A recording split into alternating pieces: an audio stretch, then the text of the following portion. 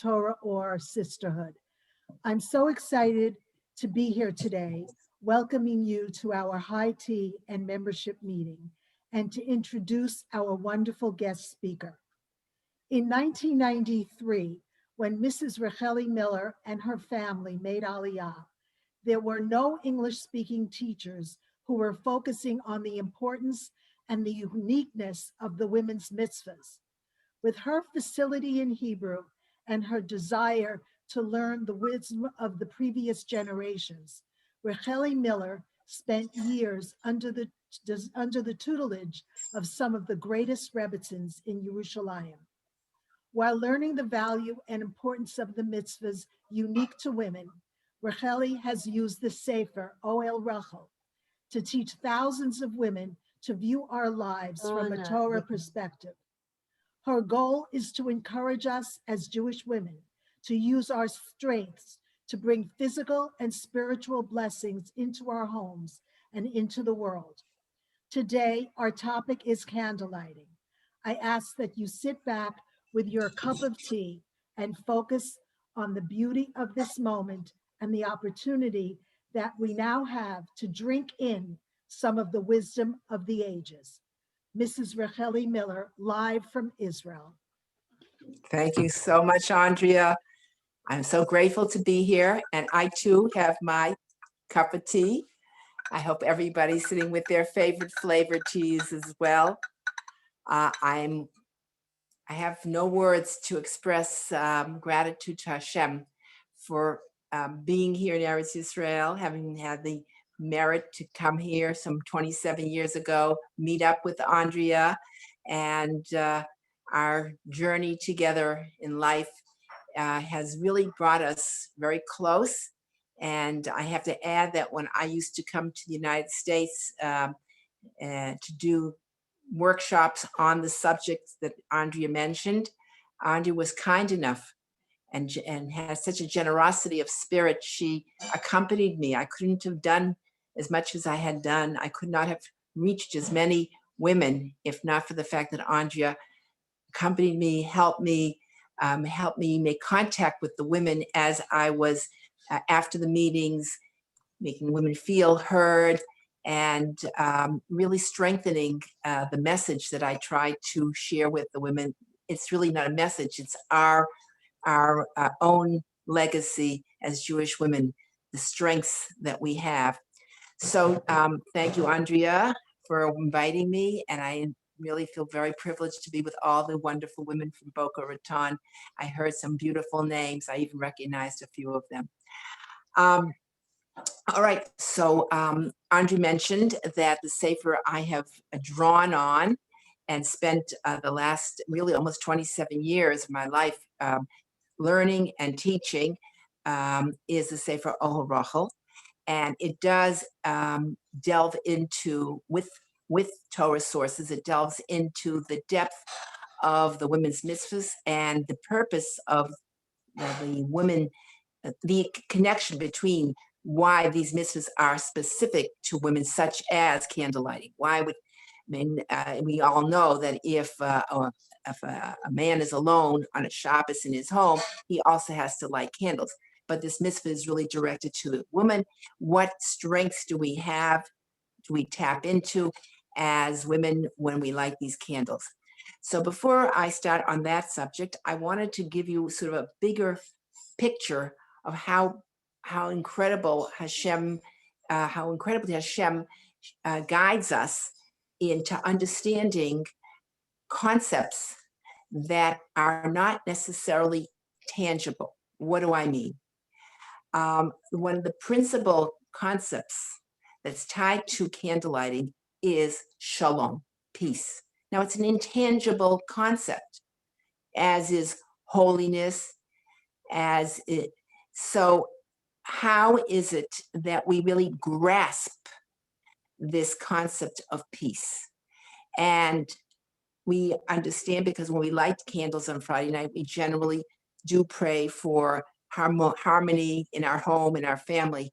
But what is it about the candlelighting itself? What is it about the physical components of the candlelighting itself that really directs us to this abstract concept of peace. And as I said, Hashem really does introduce to us in the physical world the approach to understanding intangible spiritual concepts. So candlelighting is really what a very tremendous gift that Hashem gives to the Jewish woman to access this intangible concept of peace, shalom. So how does that work, and what do we see in our candle lighting? So when we light candles, the bracha is lahadlik ner, not neros, ner shel Shabbat. What is this ner made up of? How does it point us in the direction of peace?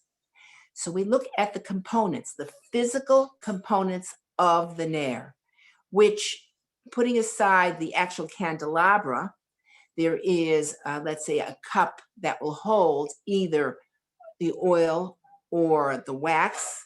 And in that oil or wax, there'll be a wick. And then when we light the candles, there'll be a flame. And then there'll be the intangible light.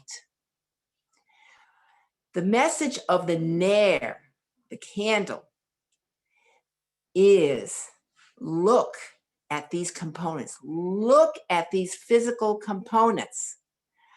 The oil is liquid. It actually represents energy. And it actually represents the energy of female energy. And the female energy of the oil combines with the wick. The wick itself is non-fluid as opposed to the oil.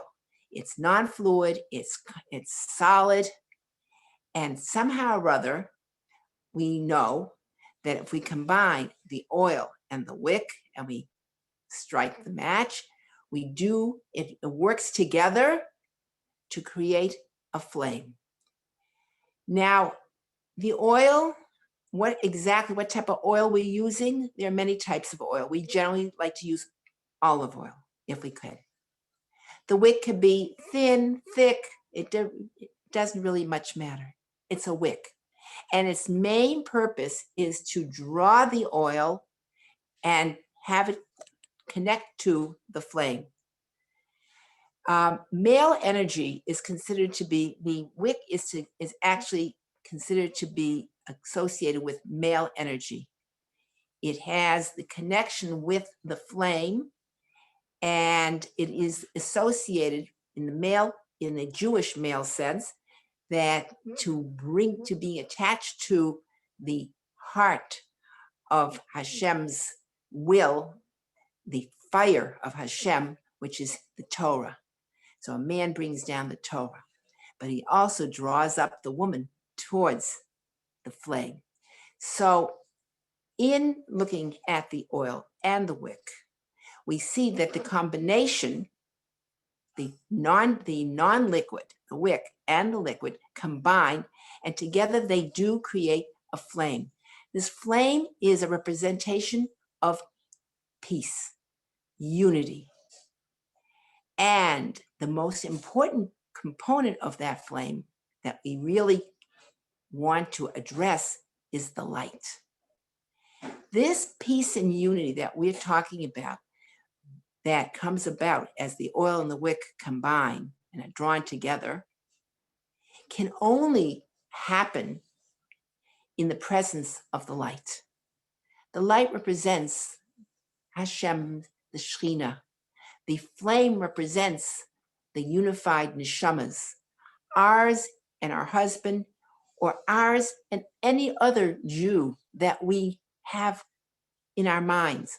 Or when a woman lights candles, she can actually touch the neshamas of every Jew if she has it in her mind. And you create a spirit of shalom and unity among all of Am Yisrael. It's a very powerful strength. It comes from something that a woman has called koach hachibor, the power of connecting. It's a kesher, it's a a bond that is based on a woman's unique ability to connect.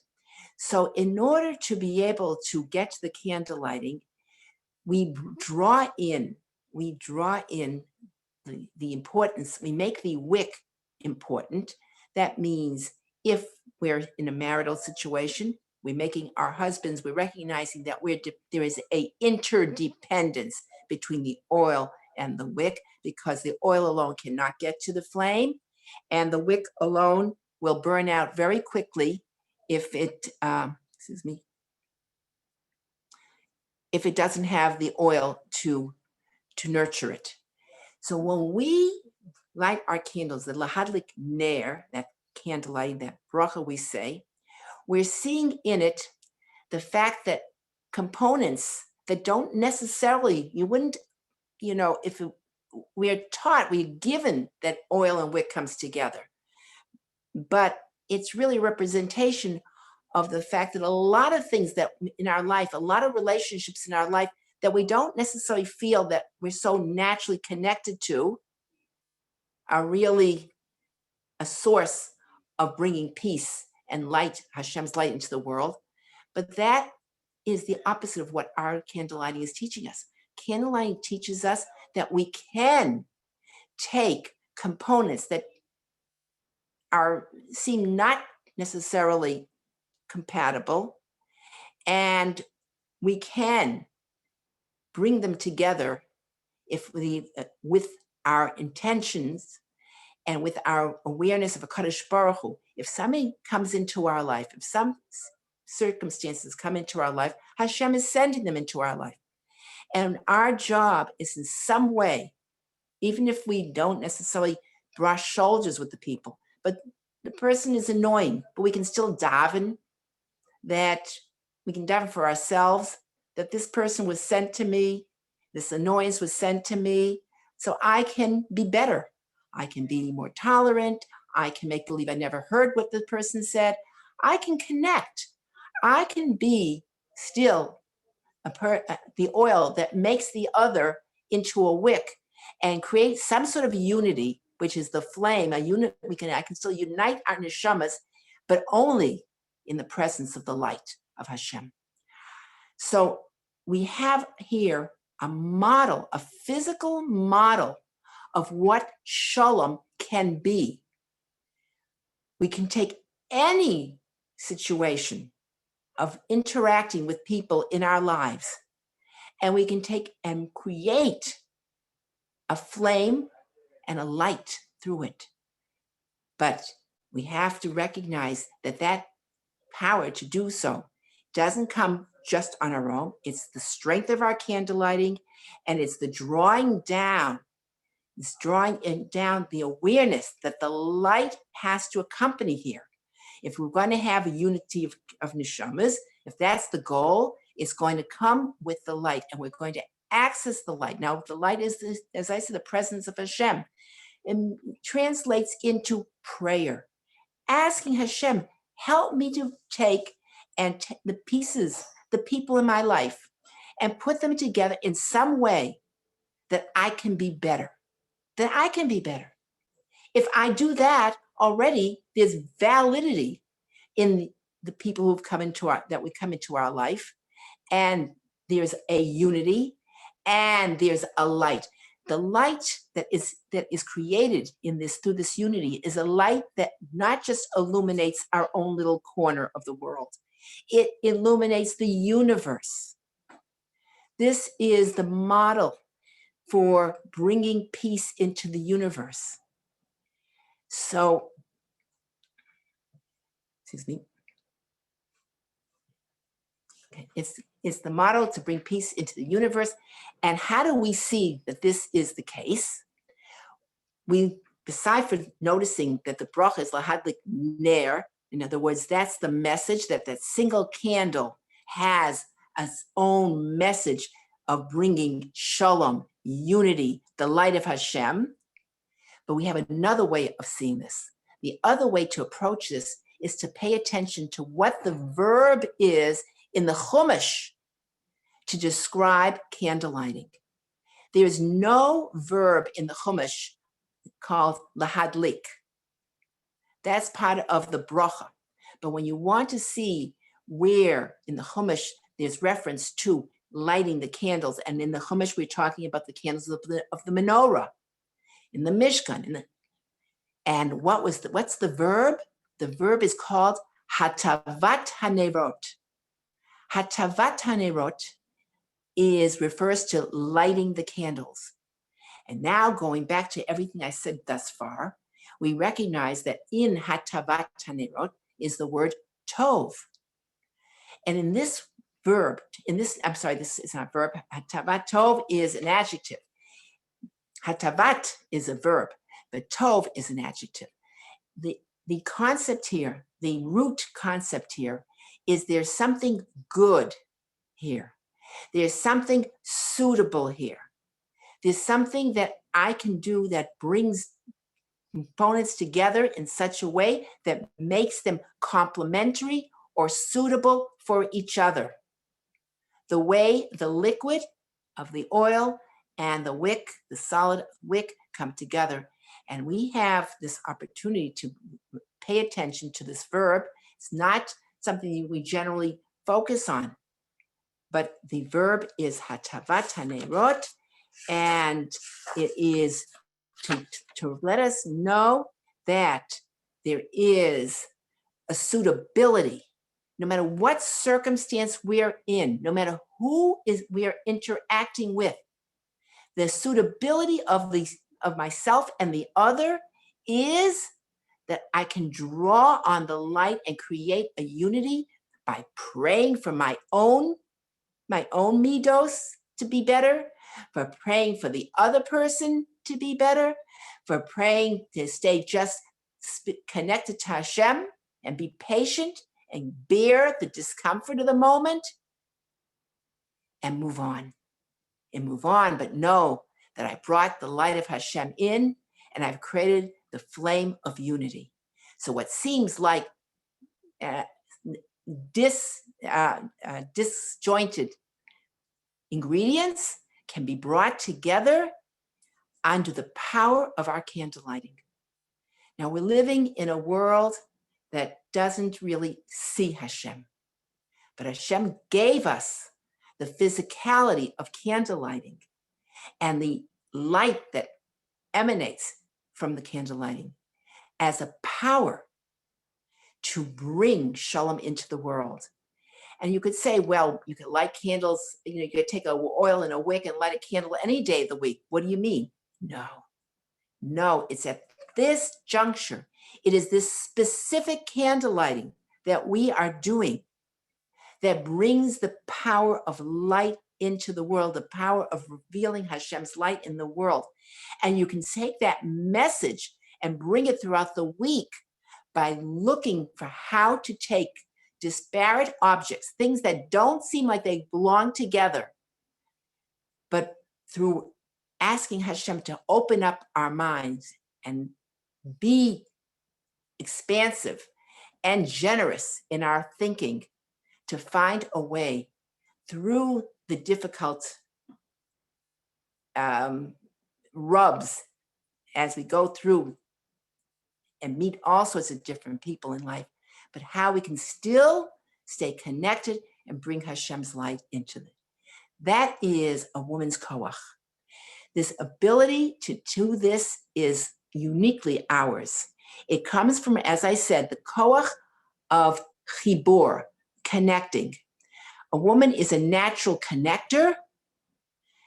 We all, I think, intuitively know this, but if we don't know how to turn to the light, to HaKadosh Baruch Hu, and ask him through the power of our candle lighting to renew every week that strength of taking the difficult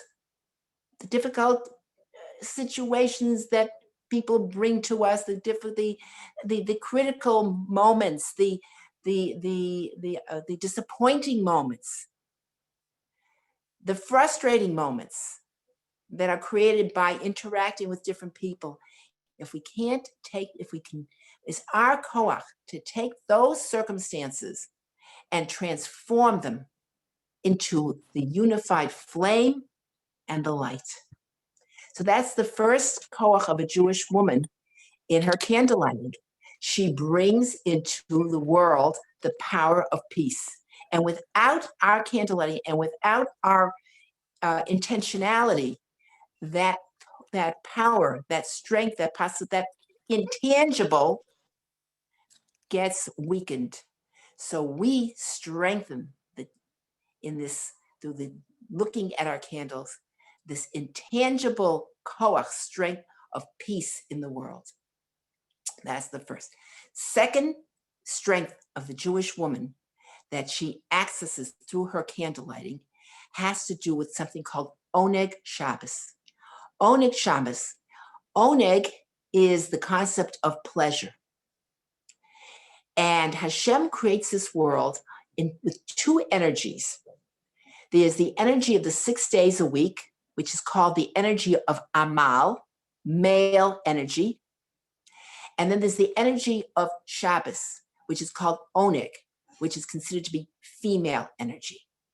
How do these two energies work? They actually complement each other.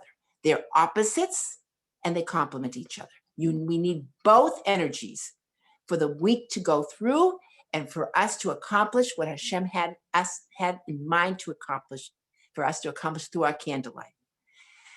The energy of Amal of the work week is the energy of pursuit. 6 days a week, we run after all the resources that we are looking for. The main resources would be the basic is Parnasa and Torah, because without Torah, we don't know how to live our life. So those are the main resources. But then we pursue other things, an art class, a dance class, a computer programming class. I mean, whatever else we pursue, that it's pursuit. It's the energy of pursuit because we want to gain the resources. So the energy of pursuit is the energy of the outside world. It's the energy of what I call the sunshine world. And in that sunshine world, it is appropriate. We need to pursue the resources. Shabbos is the opposite energy. Shabbos is not the energy of pursuit. It's the energy of that which I need is moving towards me. It is the energy of enjoying the fruits of my labor. I'm not anymore laboring. I am now enjoying. I'm now utilizing. I'm now benefiting from the fruits of my labor. There is no more pursuing on Shabbos. Come Shabbos, the meals are ready. The clothing is all prepared. The house is done. And whatever else, the shiurim that we're going, it's all been planned for and prepared for during the week. So the work week is the pursuit and the preparation. Shabbos is oneg. It's the time of enjoying that which we have, and that's a female energy because we take and we transform the raw materials, the resources of the outside world, and we turn them into finished goods, and we bring it and we serve Hashem by serving the members of our family so happily, our guests. And this is the second energy of a Jewish woman.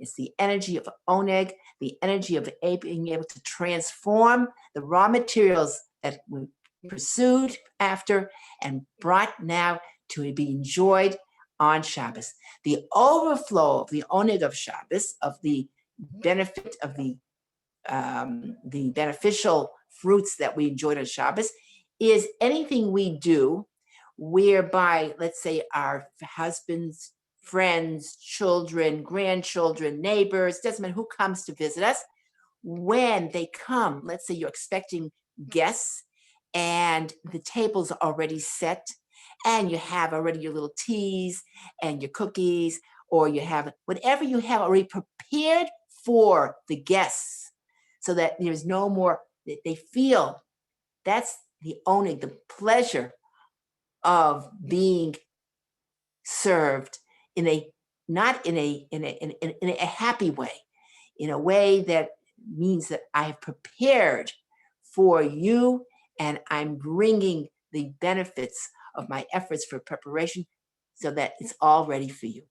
And that's like a little bit of an overflow, but that's like of the pleasure of Shabbos. And anything that's prepared for during the week along the lines of when you go into your when your children come home, or your husband comes home, or your neighbors come over, or your friends come over, and I'm sorry, and even if you have a mahjong game already, so everything's already prepared, planned for. It's that energy of everybody saying, yeah, aha, yes, everything's here. It's ready for me to enjoy. That's the overflow of the concept of oneg. So that's female energy, and that's our second koach of candle lighting, that we bring in the onset of the 25 hours of enjoying the fruits of our labor with a sense of gratitude to HaKadosh Baruch Hu, that we had the resources to work with, and that we know how to transform it into the finished goods that would really help us to enjoy the pleasure of Hashem's gift to us in all the delicacies and beautiful things that we're enjoying on Shabbos. Second energy. Third koach of our candle lighting is the koach of touching and uniting every flame. That means every Jewish neshama. Ner Hashem nishmat Adam. The spark of Hashem, the flame of Hashem, is the neshama. Could you make it a little lower? I'm missing her. She's talking about. Is something missing? No, you're good to go. I'm sorry. Somebody came in without muting. I'm so sorry, Rachel. Okay. I can continue? Okay. Please do. Yes. All right. So I'm almost finished here. We have just two more quickly. So Ner Hashem. Now, so the candle lighting, we have the koach to sit in the control pad of the universe.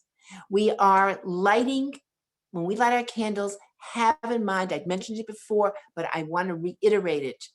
We have really the koach to stoke the flames. We want Jews to come back to Judaism. That's our goal. When we light that candle, see in our candle, in that candle lighting also, that we're uniting all the neshamas of Am Yisrael, and that our intention is that all the neshamas of Am Yisrael will bask in Hashem's love and Hashem's light someday soon, in Hashem, and the schut of our candle lighting. And we can also pay attention to the fact that every Jew is precious. Every Jewish neshama is absolutely precious. And it's precious to Hashem, and that we recognize and value the preciousness of every Jewish neshama, and that we have the intention to nurture and touch every Jewish neshama when we light our candles. So that's the third koach of a Jewish woman when she lights her candles.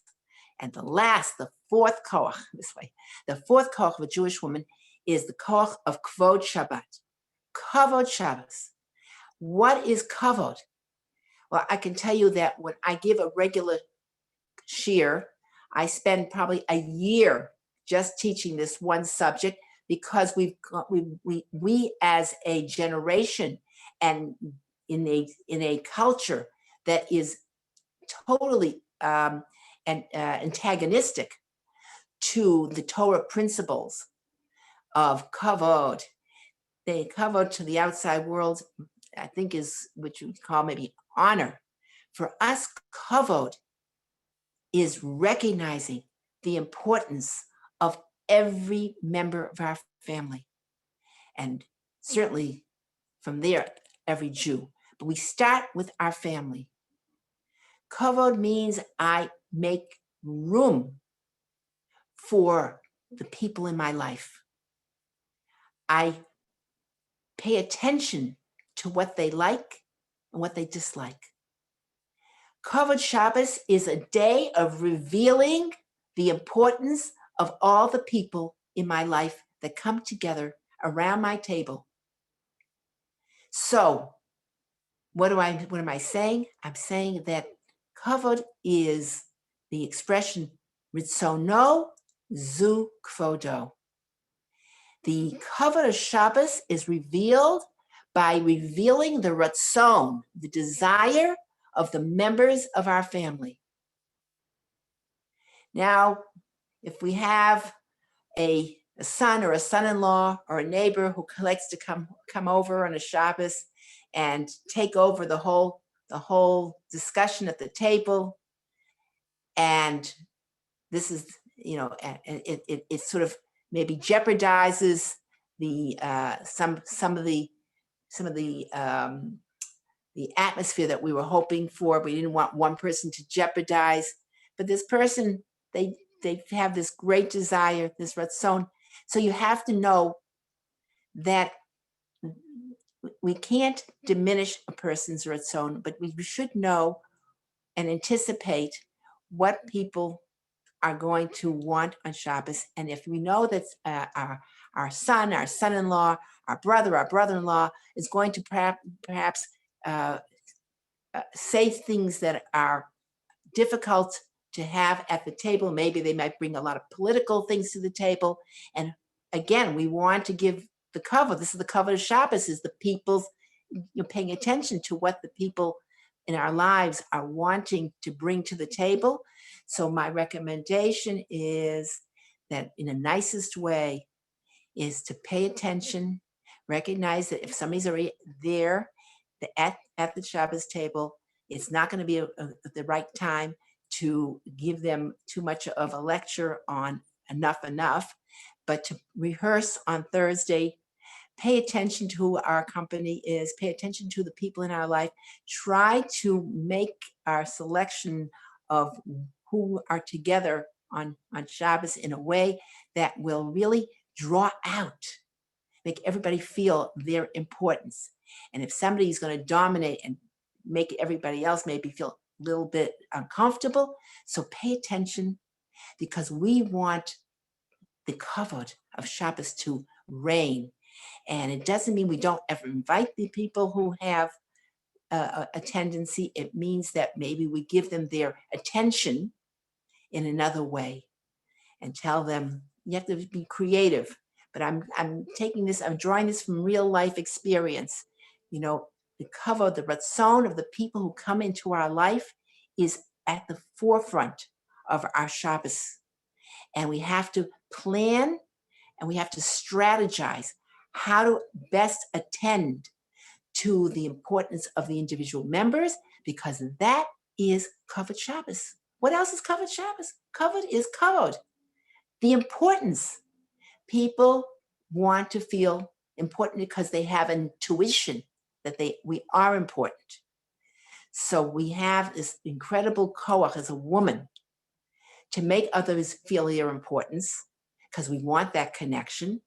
And at the same time, to draw on our candlelighting and ask Hashem to help us, because on our own strength, it might be a little difficult, and because we're dealing with such an array of personalities. But just keep in mind that if I can ask for Hashem's help, that the kavod of the members of my family, their opinions, I might not like, I might not agree, but I'm going to make room for it. And that is part of kavod Shabbos, making the people in our life feel important. And you can take that message into the week. And not only we're obligated as Jewish women to take the message of kavod. How do I make the people in my life feel their importance? And I'll give you the number one tip, and that is make room for another way of looking at things. We don't have to like what they say. We don't have to agree, but make room. And with that, people generally are happy enough because they've been heard, and that is kavod. And we draw on the power of making people feel important on Shabbos, and we draw that into the whole week. These are the 4 strengths of the Jewish woman: the strength of peace, the strength of oneg, the strength of unifying neshamas and nurturing all Jewish neshamas, and the power of kavod, bringing the importance of the members of our family to the fore in making room for their opinions, and of course attending to the menu. We're not going to present things to our family or to our guests that they don't like, paying attention to their ratzon, what they like, to the extent that we can, and making people feel that we've lifted them up. Because remember, life is about being a forklift. When I lift somebody else up, I lift myself up as well. And this is our beautiful, beautiful zchut as Jewish women, to bring those 4 strengths into our home, in our candle lighting. I hope everybody heard something new today. It's my absolute privilege to be able to share with you these ideas. There are many, many more, and each one of these ideas are to be developed quite a bit, but I tried to give you the sort of the essential oils so that you could try to rub it in and make it part of your candle lighting as well. Thank you, Andrea, for bringing me here to this wonderful group of ladies. Thank you so much. Thank you so much, Racheli. Really, you shared so much of yourself and so much for us to think about.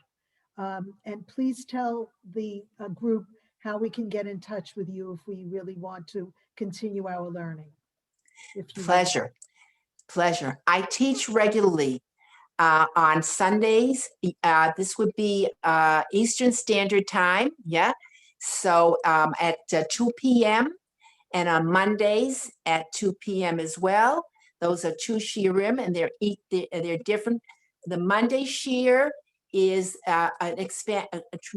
very expansive in its scope of, again, on the candle lighting. It goes into much more depth of what the concepts I gave you today, and many more concepts.